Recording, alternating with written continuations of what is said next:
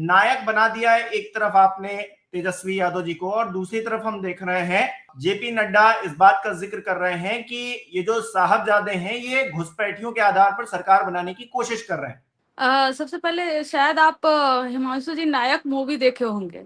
जी। उस नायक मूवी में जो लोग खलनायक रहते हैं और सत्ता में बैठे रहते हैं, और कैसे उनको एक दिन का समय जब मिलता है बनने का, तो वो पूरे दिशा और दशा को बदल देते हैं। तो वो उस उससे इंस्पायर होके हमारे कार्यकर्ताओं ने शायद वो पोस्टर नायक का लगाया हुआ है। वो नायक फिल्म का किस तरीके से बदलाव एक दिन में भी हो सकता है, वह बदलाव जो कि एनडीए की जो सत्ता है वो 20 वर्षों में भी नहीं की। तो वो शायद एक फिल्म से एक इंस्पिरेशन, उस मूवी के टाइटल से इंस्पिरेशन लेकर उसको लगाया गया होगा वहां पर। और रही बात की, जैसे आपने भी मेंशन किया, चाहे चिराग पासवान जी हो, उनको बोलने नहीं दिया गया, और घुसपैठियों को लेकर मुद्दा, अगर आप सुने प्रधानमंत्री मोदी जी को ध्यान से सुने तो पता है कल 37 मिनट के भाषण में अपने उन्होंने 10 बार सिर्फ और सिर्फ आरजेडी आरजेडी आरजेडी उन्होंने रिपीट किया, आरजेडी। और फिर क्या, जंगल राज जंगल राज जंगल राज, है ना, चारा चोरी, ये सब। और कोई भी ऐसा टर्म उन्होंने नहीं यूज किया, शब्द नहीं यूज किया जो कि आज के समय को लेकर बिहार के परिप्रेक्ष्य में सार्थक हो। मतलब आप आज भी सिर्फ आरजेडी को गाली देकर अगर आप चाहते हैं कि बिहार की जनता आपको वोट कर दे, तो ये तो पॉसिबल ही नहीं है। और चिराग पासवान जी तो हनुमान जी हैं, तो हनुमान जी को अगर कह भी दिया जाए कि नहीं आपको बोलने का मौका नहीं मिलेगा, तो हनुमान जी तो कुछ करेंगे नहीं। ये तो वही हनुमान है जिनके पार्टी को दो भागों में तोड़ दिया गया, पहले चाचा जी को दिया गया, फिर भतीजे को दिया गया। हनुमान कुछ नहीं कर पाई। ये वही हनुमान है जिनके पिताजी के, उनके डेथ के बाद उनके सामान को उठाकर उनके आवाज से फेंक दिया गया बाहर, यह कुछ कर नहीं पाए। तो चिराग पासवान जी वही करेंगे जो मोदी जी चाहेंगे, इसके अलावा चिराग पासवान जी कुछ नहीं कर सकते हैं। हाँ, बिहार में हेलीपैड को लेकर आपने कहा, दरअसल उसमें समस्या क्या थी? समस्या यह थी कि अमित शाह जी की भी रैली वहीं थी और तेजस्वी जी की भी रैली वहीं थी। अमित शाह जी को इस बात का डर था कि अगर तेजस्वी प्रसाद यादव जी की रैली यहाँ पर हो जाएगी तो जो जनता है वो जनता हो सके उनके यहाँ चली जाएगी और इनकी रैली पूरी तरह से खाली रह जाएगी। और इस डर से, क्योंकि आ जाता सबके सामने, तस्वीरें आ जाती, वीडियोस आ जाते, वायरल हो जाते कि अमित शाह जी की रैली में और तेजस्वी जी की रैली में एक डिफरेंस सामने आ जाता। इससे घबरा कर तेजस्वी जी की रैली ना हो पाए, और इसलिए हेलीपैड को लेकर ये सब तमाम बहाने बनाकर कि तेजस्वी जी वहां पहुंच ही नहीं पाए। और ये एक तरीके की घबराहट बताती है। हिमांशु जी आप खुद सोचिए ना कि आखिर में उनको जरूरत क्या पड़ गई। हम तेजस्वी जी एक दिन में 15 रैली, 20 रैली, 25 तक रैलियां भी किए हुए हैं चुनाव में, चाहे लोकसभा हो चाहे पिछला विधानसभा हो। और उसी जगह पर हेलीपैड खराब होता है क्या, जहां पर जो है गृह मंत्री जी जाते हैं। और जगह पर क्यों नहीं खराब होता? गृह मंत्री जी के लिए सब ठीक रहता है, लेकिन तेजस्वी जी के लिए वो खराब हो जाता है। ये बेसिकली एक डर है। ये वह डर है कि कुर्सियां खाली मिलेंगी अमित शाह जी के दरबार में, और तेजस्वी जी की रैली में जो वो भीड़ उमड़ेगी ना, वह एक संकेत देगी कि अब अमित शाह जी का घुसपैठिया वाला भाषण सुनने में किसी को दिलचस्पी नहीं है। बहुत बोरियत करा देते हैं, वो बहुत बोरिंग भाषण देते हैं, चाहे मोदी जी भी हो चाहे अमित शाह जी भी हो। नया बताने के लिए उनके पास कुछ नहीं है जो जनता को सुनकर अच्छा लगे। वही जाएंगे क्या बोलेंगे? घुसपैठिए बोलेंगे। घुसपैठिए के अलावा मुसलमानों को बोलेंगे, मुसलमान को डिप्टी सीएम नहीं बनाया ये बोलेंगे। और वो लोग बोलेंगे जिन्होंने पूरे अपने सीटों के बंटवारे में 0 मुसलमानों को टिकट दिया है। ये वो लोग हैं जो आजाद भारत के आज तक पहली बार ऐसा हुआ है कि सत्तारूढ़ दल जो है केंद्र में, आपने जो मुसलमानों का सरकार जिक्र किया कंचना जी, जी भारतीय जनता पार्टी वाले तो कह रहे हैं जो आप दूसरा डिप्टी से, एक तो सैनी जी को आपने कर ही दिया है, दूसरा डिप्टी सीएम उसको मुस्लिम, कोई मुस्लिम क्यों नहीं बन सकता डिप्टी सीएम? आप घोषणा करिए किसी के नाम की। वो अब हम हमें बीजेपी वाले बताएंगे कि हमें घोषणा करना है नहीं, और कब करना है और किसका नाम करना है।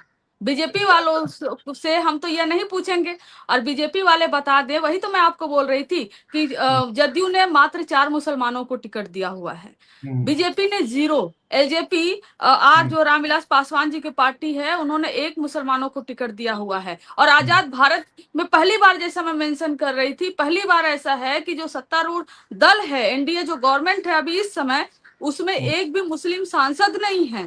तो आप जो लोकसभा से जीत कर गए हो, तो आप ये बताइए कि ये हमें बताएंगे कि मुसलमानों को कब बनाना चाहिए डिप्टी सीएम और कब नहीं बनाना चाहिए? हमारा ये एकाधिकार है। और तेजस्वी जी ने साफ साफ कह दिया है कि समय आएगा तो हम सबको बनाएंगे। हमें जिसको बनाना है वो बनाएंगे, लेकिन यह तो बताए ना कि पूरे चुनाव में घुसपैठी आप किसको बोलते हैं, और एसआईआर के माध्यम से आपने कितने घुसपैठिए निकाले। आप कर्पूरी ठाकुर जी के यहाँ कल समस्तीपुर में गए, और जब चुनाव आता है तो कर्पूरी ठाकुर जी आपको याद आते हैं, तो प्रधानमंत्री नरेंद्र मोदी जी क्या इस बात का समर्थन करते हैं कि जो कर्पूरी ठाकुर मॉडल था आरक्षण का 26%, उसमें जो 10% पिछड़ा और 8% अति पिछड़ा का जो आरक्षण था, तो पिछड़े वर्ग में जो पिछड़े मुसलमान है उनको भी आरक्षण था। क्या प्रधानमंत्री नरेंद्र मोदी जी क्या कर्पूरी ठाकुर जी के इस मॉडल का समर्थन करते हैं? सिर्फ चुनाव के लिए जाकर माला और फूल चढ़ा देना, और कर्पूरी ठाकुर जी के यहाँ से जाकर मैं चुनाव प्रचार करूंगा, आप में भी कर्पूरी ठाकुर जी के नाम का इस्तेमाल कर सकते हैं, लेकिन उनके कामों का आत्मसात कभी नहीं कर सकते और ना ही समर्थन कर सकते हैं। और हम कैसे भूल सकते हैं कि जनसंघ ही वो पार्टी थी जिन्होंने सरकार गिराई। जब सरकार 1978 में कर्पूरी ठाकुर जी ने आरक्षण दिया, तो गंदी गंदी गाली देने वाली ये आरक्षण कहाँ से आई, और जाओ उस तरह लेकर बाल बनाओ, इस तरह के नारे गड़े गए बिहार में, और गढ़ने वाला कोई और नहीं बल्कि जनसंघ थी। और जनसंघ वो जो अभी भारतीय जनता पार्टी है, तो क्या उस कर्पूरी ठाकुर जी के अपमान जो उन्होंने किया था जनसंघ ने, क्या इसके लिए प्रधानमंत्री नरेंद्र मोदी जी ने माफी मांगा और मांगेंगे? कर्पूरी ठाकुर जी ने आरक्षण दिया, क्या उसका समर्थन करते हैं ये? इनके विचार और कर्पूरी ठाकुर जी के विचार एकदम दो अपोजिट डायरेक्शन में जाते हैं। ये कर्पूरी ठाकुर जी से नफरत करते होंगे अंदर से, जैसे बाबा साहब से करते हैं, लेकिन चुनाव के लिए ये वो लोग हैं जो कुछ भी कर सकते हैं, कुछ भी कर आपका सकते हैं, कहना है कुछ भी चुनाव कर के सकते लिए हैं। दिखावा कर रहे हैं। चलिए ठीक है, ये जो तेज प्रताप यादव जी बयान दे रहे हैं, ये कह रहे हैं मैं आरजेडी में लौटने से बेहतर मौत पसंद करूंगा, मैं सत्ता का भूखा नहीं हूं, मेरे लिए सिद्धांत और आत्मसम्मान सबसे ऊपर है। कौन से आत्मसम्मान को ठेस पहुंच गई है जो आपको मतलब डैमेज कंट्रोल भी नहीं करने देना चाहते हो? देखिए, बात डैमेज कंट्रोल की नहीं है। वो आरजेडी में आना चाहते हैं या नहीं आना चाहते हैं, अलग पार्टी बनाना चाहते हैं, किसी से अलायंस करना चाहते हैं, वो उनका स्वतंत्र अधिकार है। वो अपने अधिकार का पूरा एक्सरसाइज कर सकते हैं। और जहां तक बात आत्मसम्मान की है, तो मुझे शायद उतना जानकारी नहीं है कि उनके किस तरह के आत्मसम्मान की चोट उन पे पहुंची हुई है। वो बात तो वही सीधे कह सकते हैं कि अगर हाँ उन पे आत्मसम्मान की कोई चोट पहुंची हुई है, तो उनको शायद इस पे खुलकर बोलना चाहिए किस तरह के आत्मसम्मान की चोट पहुंची हुई है। जब वो मिल नहीं बैठकर बता रहे तो बातचीत मुझे क्यों नहीं कैसे हो पा मालूम रही है? होगा? क्या कह रहे हैं आप? मिल बैठकर बातचीत क्यों नहीं हो पा रही है? देखिए, मिल बैठकर बातचीत वो तो मैं नहीं करूंगी, वो लालू जी करेंगे मिल बैठकर बातचीत। और अब अगर पार्टी से उनको निकाले हैं या फिर परिवार से उनको निकाले हैं, तो उनकी भी अपनी वजहें रही होंगी। और ऐसा नहीं है कि इतना आसान होता है कि कोई पिता अपने पुत्र को जो है घर और परिवार से बाहर कर दे। इतना आसान तो होता नहीं है। मतलब कि पिता और पुत्र का जो प्रेम होता है या माता का होता है, घर परिवार से बाहर कर देना और पार्टी से बाहर कर देना, वो उनका जो निर्णय होगा वो शायद बहुत ही कठोर दिल से लिए होंगे, और जो भी निर्णय लिए होंगे। सियासी और रणनीति तो नहीं है, मतलब सत्ताधारी पार्टी को घेरने के लिए या कोई माहौल बनाने के लिए? नहीं, सत्ताधारी पार्टी को घेरने से अगर हमें हो जाता कि परिवार से कोई है, तो इस तरीके से तो क्या आपको लगता है कि अगर भारतीय जनता पार्टी में और माहौल बनाना होता या भारतीय जनता पार्टी में किसी पे सवाल उठ रहा होता, तो भारतीय जनता पार्टी के कोई भी नेता अपने पुत्र को अपने परिवार से और घर से बाहर निकाल देता? नहीं करता।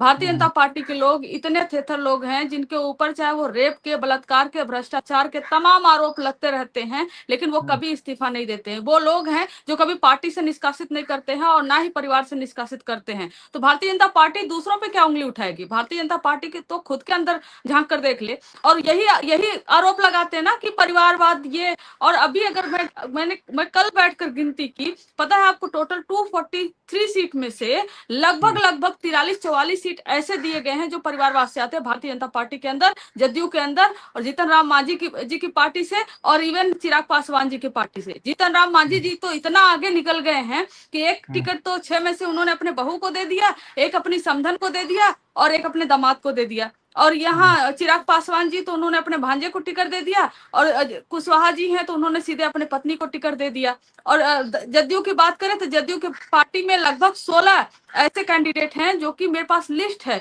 जो किसी न किसी के सुपुत्र हैं, सुपुत्री हैं, परिवारवाद से आते हैं। भारतीय जनता पार्टी में 14 लोग हैं जो किसी न किसी के सुपुत्र और सुपुत्री हैं। तो ये लोग हमारे ऊपर क्या आवाज उठाते हैं, हमारे ऊपर क्या एलिगेशन लगाते हैं? इनको तो सबसे पहले अपने गिरेबान में झांकना चाहिए। लेकिन निर्णय जो लालू जी ने लिया होगा वो अपने स्तर पर उन्होंने सोच कर लिया होगा, और ठीक वो है स्वतंत्र है कुछ भी बोलने के लिए राजनीति में। तेज प्रताप जी, कंचना जी, ये प्रशांत किशोर किसकी तरफ से बैटिंग कर रहे हैं? वो कह रहे हैं जनता के सामने एक नया विकल्प है। क्या वो दिल्ली की तरह एक नेक्स्ट केजरीवाल बनने की कोशिश कर रहे हैं बिहार में। अच्छा, तो एक बात बताइए, मैं आपसे ही सवाल पूछती हूँ, तो केजरीवाल क्या मैदान छोड़कर भाग गए थे, चुनाव नहीं लड़े थे?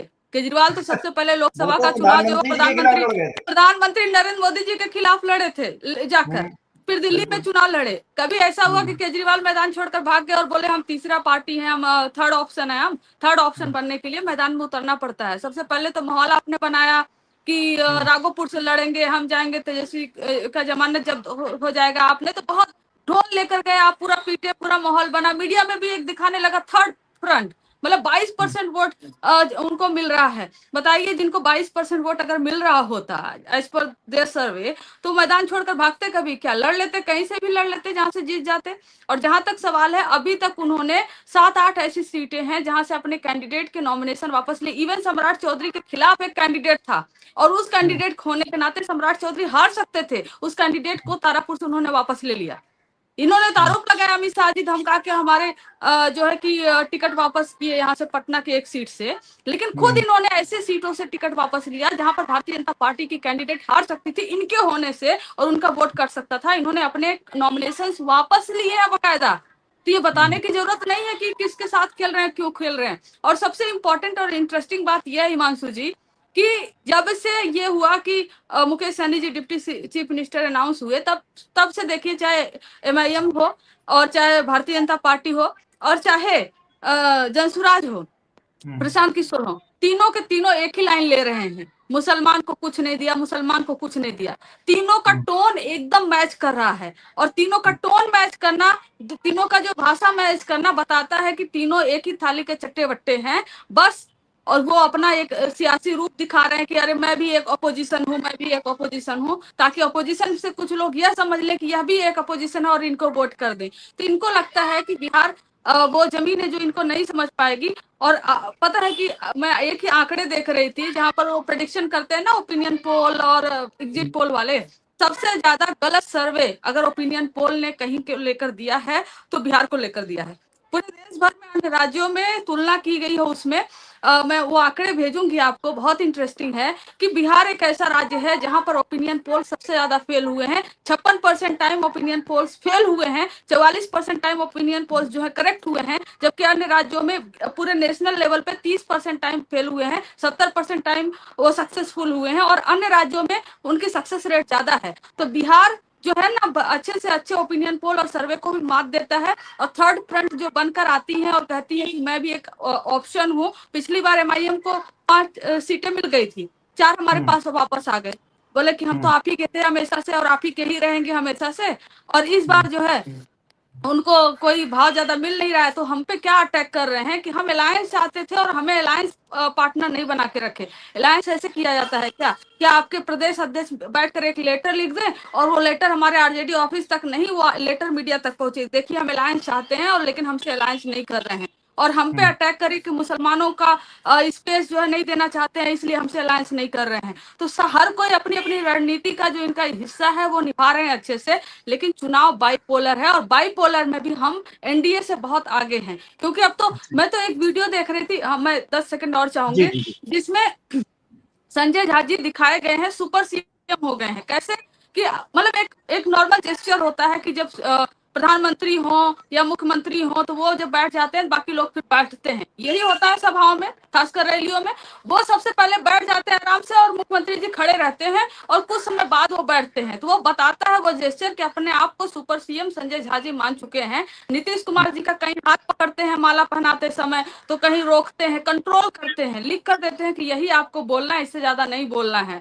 तो वो तो पब्लिक देख ही रही है हमारे नीतीश चाचा जी को कैसे निपटाया जा रहा है। जब हमारे नीतीश चाचा कह रहे हैं ना, तो हमें दुख होता है इस बात का कि भारतीय जनता पार्टी अपने एजेंट भेजकर नीतीश चाचा जी को निपटाने पे लगी हुई है। अच्छा कंचना जी, नीतीश जी को निपटाने में चिराग पासवान की कोई भूमिका है इस बार की नहीं? क्योंकि पिछली बार तो थी, उन्होंने वहां वहां अपने उम्मीदवार भी उतार दिए थे, लेकिन हाल उनका भी बहुत बेहाल हो गया था। एक सीट जीते थे, कितनी 132 पता नहीं कितनी सीटों पर चुनाव लड़े थे। इस बार आपको लग रहा है, क्योंकि खुद भी चुनाव मैदान छोड़कर भाग गए हैं, उनके जीजा कह रहे हैं कि हम चुनाव नहीं लड़ेंगे, और पहले कह रहे थे बिहारी फर्स्ट, बिहार फर्स्ट, तो पता नहीं क्या क्या नारे दे रहे थे, हम बिहार हाँ, आकर काम करना चाहते हैं, आप चुनाव ही नहीं लड़ेंगे। बिहार फर्स्ट, बिहारी फर्स्ट, और जब टिकट देने आए तो जीजाजी फर्स्ट और भतीजा फर्स्ट। यही उनका बिहार फर्स्ट और बिहारी फर्स्ट का मॉडल है। और चिराग पासवान जी 2020 में नीतीश चाचा को खत्म करने के लिए अगर कैंडिडेट उतारे थे तो खुद से नहीं उतारेंगे। इतनी उनकी हिम्मत नहीं हो सकती है कि वो केंद्र में जो है वो सत्ता में बैठे हों, कैबिनेट में बैठे हों, और यहाँ अपने ही कैबिनेट, अपने ही जो एनडीए पार्ट है उसको, एक पार्टी को हराने के लिए कैंडिडेट लड़ाएंगे। तो बिना मोदी जी के आदेश से वो कुछ कर नहीं सकते। और एक और विजुअल सामने आया है जिसमें कि चिराग पासवान जी को बोलने के लिए स्टेज पे बुलाया जाता है, फिर उनको रोककर मोदी जी नीतीश जी को भेजते हैं सामने बोलने के लिए। यह भी एक चीज दर्शाता है कि अभी भी जो है उनको बोलने का मौका भी नहीं मिला चिराग पासवान जी को। और चिराग पासवान जी जितनी सीटें मांग रहे थे, सब वो सीटें थी जो जदयू की सिटिंग सीटें थी, या जदयू बहुत मार्जिन से वहां पर हारी हुई थी। तो ऐसे सीटों पर वो क्लेम कर रहे थे। और अब एक स्टोरी बताई जा रही है बिहार में, और वो हकीकत भी है कि पहले हनुमान जी को बोला गया, हनुमान जी आप नाराज हो जाना, आप नाराज हो जाओगे तो हम सब आपको मनाने आएंगे कि हनुमान जी नहीं मान रहे। और हनुमान जी जब मानेंगे तो कहेंगे कि 30 सीटों से नहीं मान रहे और इनको यही सीट चाहिए और यही लेंगे तभी मानेंगे। और इस तरह से चिराग पासवान जी को 30 सीटें दे दी गई, 29 सीटें, और वो जो नीतीश कुमार जी की थी। और जब तक नीतीश कुमार चाचा को ये पता चला कि हमारी सीटें उनको दे दी गई, वो तो बिफर गए, क्योंकि उनके तक तो मैसेज भी नहीं पहुंचाया जा रहा है ना कि हो क्या रहा है। उनको तो बस एक इस्तेमाल किया जा रहा है कि आप आइए, 2-4 लाइन बोल दीजिए और बोले कि सब कुछ ठीक है, नीतीश जी स्वस्थ हैं। तो हम तो खुद ही पूछना चाह रहे हैं कि कल का चुनावी भाषण अगर प्रधानमंत्री नरेंद्र मोदी जी का सुन लीजिए, 2020 में वो जहां जहां चुनाव प्रचार करते थे, अब की बार नीतीश सरकार, अब की बार नीतीश सरकार। और जब अमित शाह जी, जब सवाल उठने लगा कि क्या नीतीश कुमार जी को फिर से मुख्यमंत्री बनाएगी भाजपा, तो अमित शाह जी ने बोला कि नीतीश कुमार जी ही मुख्यमंत्री होंगे, मैं यहाँ पर फुल स्टॉप लगाता हूँ और अब से इस पर कोई बात नहीं होगी। ये अमित शाह जी का स्टेटमेंट था। तो इस बार तो क्यों कॉमा और पॉज भी नहीं लगा रहे, इस बार तो फुल स्टॉप छोड़ दीजिए। इस बार आपकी बार एनडीए सरकार, अब की बार एनडीए सरकार, प्राइम मिनिस्टर नरेंद्र मोदी जी बोल रहे हैं। क्यों नहीं बोल रहे हैं अब की बार नीतीश सरकार 2020 की तरह, 2010 की तरह? नहीं बोल रहे हैं क्योंकि यही इनको लग रहा है ये महाराष्ट्र कांड दोहराएंगे यहाँ पर, तो महाराष्ट्र कांड तो यहाँ पर नहीं ही दोहरा पाएंगे, ये बिहार है और इनको पलट देगा। और एक महारानी सीरीज का एक वो डायलॉग नहीं है कि जो है कि जब जब आपको लगता है, बिहार की एक खासियत है, जब जब आपको लगता है कि आप बिहार को समझ गए हो, बिहार आपको झटका देता है। सम्राट चौधरी ये कह रहे हैं कि लालू प्रसाद यादव तो गब्बर सिंह है, सिर्फ बिहार की जनता को लूटा है, चारा खा गए, नौकरी के बदले जमीन, मतलब तमाम बातों का जिक्र कर रहे हैं। गब्बर सिंह बता रहे हैं। हाँ, गब्बर सिंह बता रहे हैं तो उसमें लूट रहे होंगे ना ये हमारे साथ। इनके पिताजी थे शकुनी चौधरी जी, तब तो हमारे यहाँ मलाई खा रहे थे आरजेडी की जब सरकार थी। ये भी लास्ट चुनाव तब जीते थे जब थे, अभी इस बार चुनाव जीत रहे, लड़ रहे हैं, देखते हैं जीतते हैं कि नहीं जीतते हैं। तो ये तो खुद ही पे सवाल उठाते हैं भाई, तब तो आप हमारे यहाँ हुआ करते थे। और सबसे इंटरेस्टिंग बात दो निकल कर आई है और हिमांशु जी, कि जेपी नड्डा जी बोल रहे हैं कि जब मैं पैदा हुआ था तो लालू जी के शासन का जंगल राज देखा था। पता है 1960 में पैदा हुए थे वो, और 1990 में हमारी सरकार बनी थी। तो बताइए 1960 में हमारी सरकार थी क्या, जब वो पैदा हुए थे तब वो जंगल राज देखे थे? और एक और जो दूसरी इंटरेस्टिंग बात ही कह रही हूँ कि अमित शाह जी कैसे चोरी कर लिए हमारे नारों का।